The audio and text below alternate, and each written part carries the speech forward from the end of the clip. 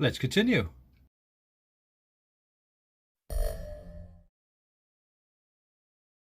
So, if you remember in the last video, we made the moulds, we prepared the wood and sealed the edges, ready to go into those moulds.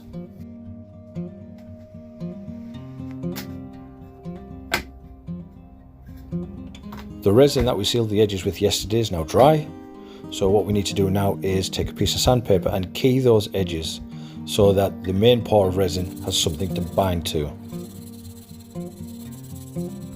If you don't key these edges, there is a likelihood that the bond will fail and the wood will separate from the resin eventually. And that would be bad.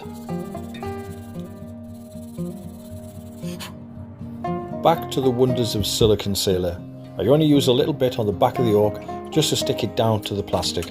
A lot of people use lengths of wood and blocks and clamps to hold it down, but that seems like an awful lot of faff. And up to this point, this method hasn't failed me. Maybe I should add "yet" on the end of that.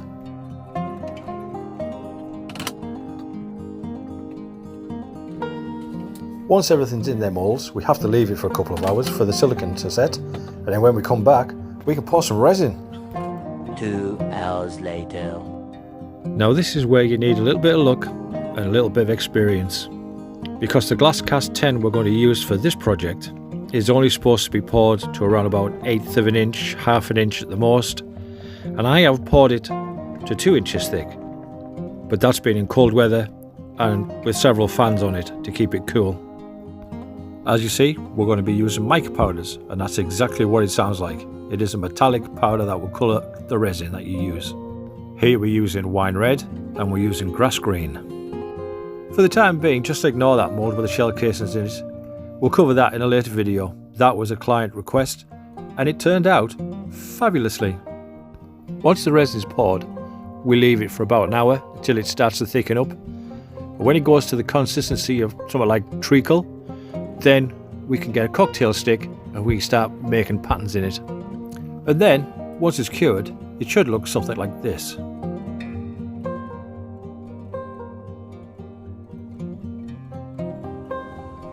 Two days later, and they're ready to come out their moulds. The first thing we're going to do is going to take a sharp knife and we're going to cut through that silicone on the outside of the mould. And then it's just a case of using some brute force and pulling it off the plastic, which should be quite easy.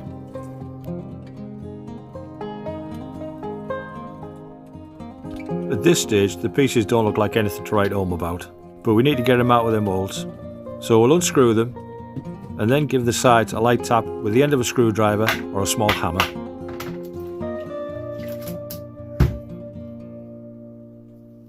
Now you'll see here how easy it is to take that silicone off the moulds because we put that masking tape on.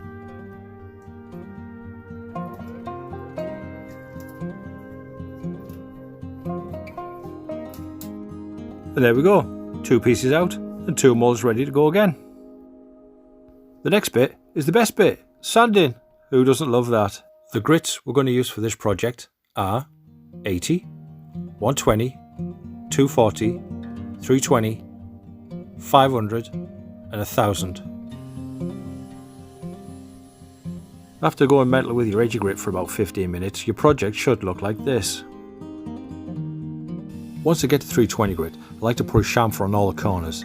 This just makes everything look finished off, takes it to that next level. Now obviously the sanding does take a long time, but once you get to 1000 grit, your piece should look like this, and all that sanding will have been worth it. As our resin isn't transparent, we can skip the polishing process and go for a wax finish. Here I'm using Osmo 3032, which is a satin finish. We just brush it on and then we buff it off. Now obviously it's up to you how many coats you put on. I usually put about 2 or 3 on, and once they're on, it should look like this. Now these are obviously just small ornamental pieces, but it doesn't take that much more to scale it up to something like a tabletop. As you can tell, I'm fairly new to this video making lark, so please bear with me. If you think you've learned something from this video, let me know in the comments down below. And if you haven't learned anything, also let me know in the comments down below. If you think I've earned it, please subscribe. If you have any questions, ask me. I will try to answer them. So until next time guys, thanks for watching.